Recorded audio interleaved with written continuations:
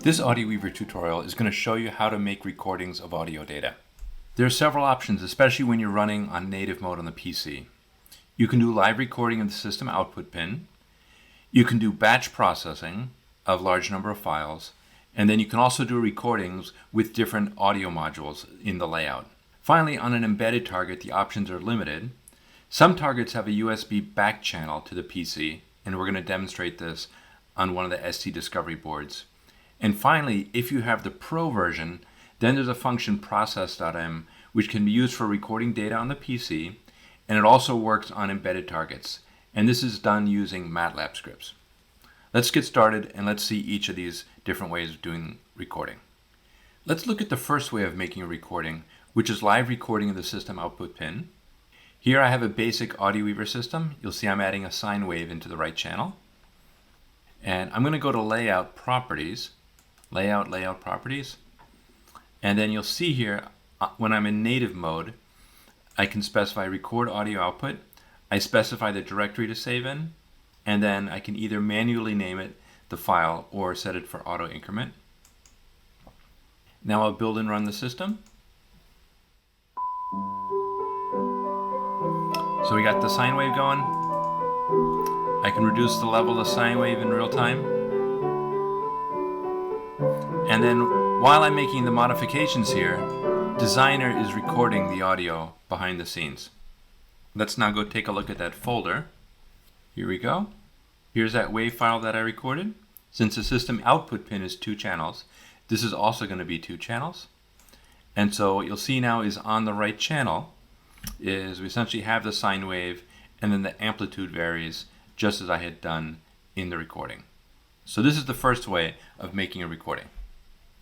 Let's look at the second way of making recording using batch processing. Here I'm going to go to the Tools menu and select Process Files. On the top here I'm going to browse and select a set of WAV files. I can select one or many WAV files. And then I'm going to browse and specify the directory that I wanted to save in. I'll put it into this Output Files directory. I give it a prefix to put on the files, and then I hit process, and now it's processing as fast as it can. And so those files are each about 5 minutes long, and then that completed very quickly. Let's go ahead now and check the recordings. In the output files, here we go. So we got the 2 files. You can open the first one, and boom, there we see sine wave added into the right channel.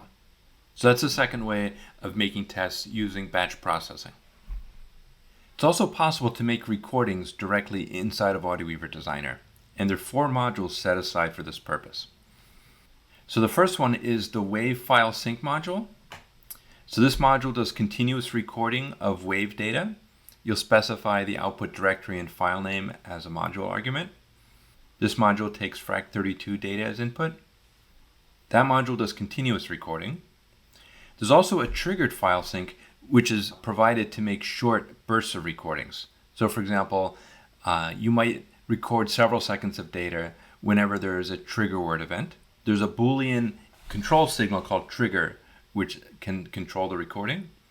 And on the module arguments, you'll specify the length of the file in seconds. There's also the file sync module shown on the bottom. This module outputs text data in CSV format, and this module is used to record small amounts of data. So maybe you'll have RMS data or trigger events logged to that file. And finally, I'm also going to point out the WAV source module. This module allows you to specify a WAV file, and then it's going to read the data and put it onto a wire in Designer.